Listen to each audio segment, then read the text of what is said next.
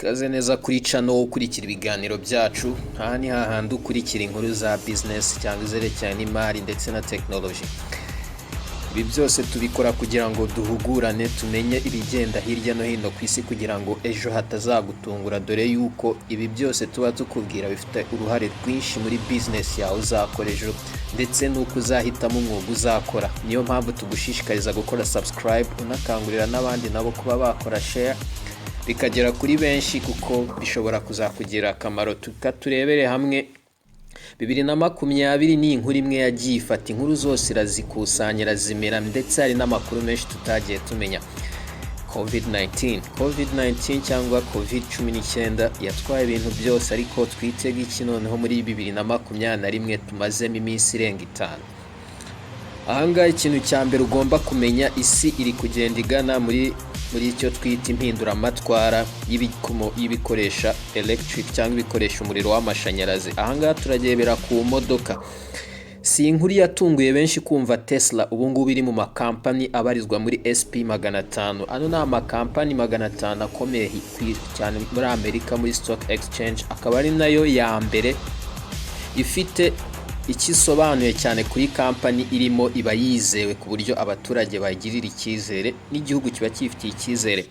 Siyo yonyine iri muri uyu mukino, na General Motors company izwi cyane yo yatangiye gusora ama SUVs. Ntabwo ari ibyo gusa, ibyo byose na Tesla nayo iri gupanga yuko izasora ibikamyo bikomeye cyane bizajya bitwara izindi modoka mu mpera z'uyu mwaka. Ibi byose turi kubabwira n'uyu mwaka. Amakampani 250 hirya no hino ku isi ubu ngubu yose yagiye muri business yo gukora iki?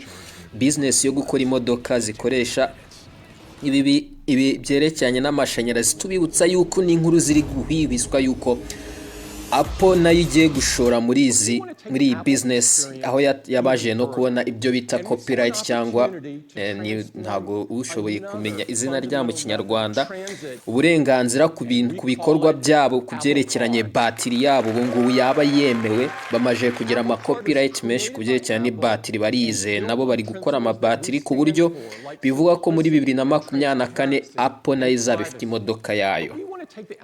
Ntago bihagarariye aho ngaho, hari ikindi nanone twakitega. Ntago ari uko amakampani abikora, hari impamvu bari kubikora. Nk'urugero mu gihugu cya Norvège cyangwa Norway, ubu ngubu nabo bashyizeho yuko imodoka zikoresha peteroli guhera muri 2025 izaguzwe mbere nizo zizaguma mu muhanda. Nyuma ya 2025 niba ushaka kuzigura ujye ugura izikoresha ibindi bintu bitari peteroli. Ntago ari ibyo gusa nk'uko tubikesha BBC.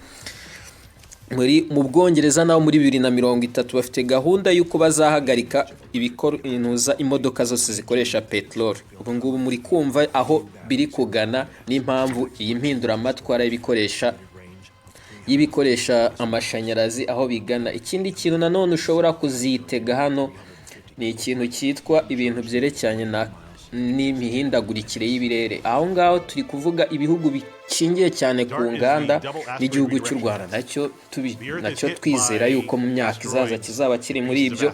Nabo batangiye gahunda yo kwirinda uburyo bazajya bagira iki, bazajya bangiza ikirere. Nk'uko covid iba, ikirere ahantu henshi byagaragaye ko gisa neza, nabo barifuza yuko byazaguma gutya kugeza naho Ubushinwa nabwo bwihaye muri 2060 kuba bwageze kuri iyi porogaramu. Ntabwo ari bo bonyine, n'Abongereza nabo bihaye 2050. Ikibazo twese twibaza, se bazabishobora ko uko inganda ziri kwiyongera?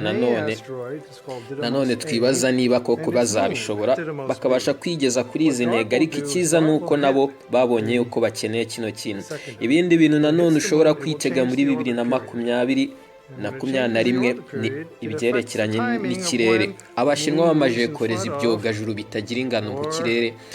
Amerika nayo icyushije muri NASA nayo ntiryamye. Bisobanuye yuko muri 2011 NASA yabashije kubona yuko hari igikorwa cyabaye cyitwa Chelyabinsk cyangwa mu Burusiya, aho hari ikibuye kiva mu kirere cyagonze umujyi, abarenga 1200 barangirika. Ibi niyo akenshi bababwira ibintu byerekeranye n'amabuye agonga isi, abenshi ntabwo bakunda kubyemera, ariko mu kuri ibi ni ibintu abiga astronomy cyangwa abanyarwanda n'abandi bose babishoboye bashobora gukoraho ubushakashatsi, kubera ko ahazaza hashingiye kuri ko NASA yarangije no gukora porogaramu yitwa DART, iyo yitwa Double Asteroid Reduction Test.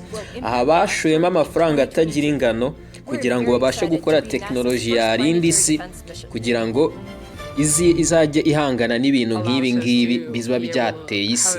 Aho muri 2022 byitezwe yuko hari ikibuye kizegera isi. Iki kibuye akaba ari cyo bazakoresha barimo barakora amateste cyangwa amagerageza ku buryo bamenya uburyo bazarinda isi. Ibintu noneho turaza kugaruka mu gice cya kabiri, noneho tubabwira ese ni ibihe bintu noneho byaje muri 2020 cyangwa byaje mbere ya ariko bikagira hit cyangwa bikamenyekana muri 2020 bifite gahunda yo kuba bitazahagarara. Komeza ukurikire channel, ukora like, bikukundi ukore subscribe cyangwa ujye ukurikira inkuru zacu igihe zije. Yari Active Roads, uyu mwari kumwe ni Abdul Karim.